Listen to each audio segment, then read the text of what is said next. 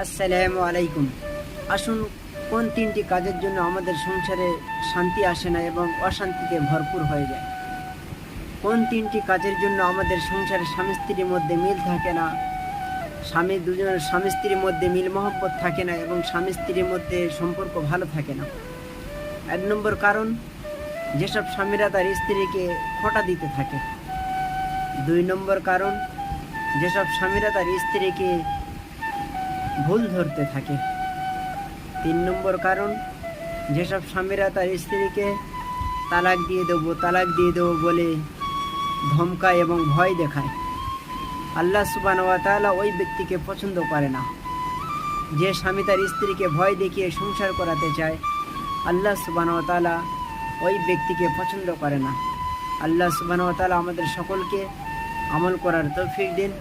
এই কথাটা যদি ভালো লেগে থাকে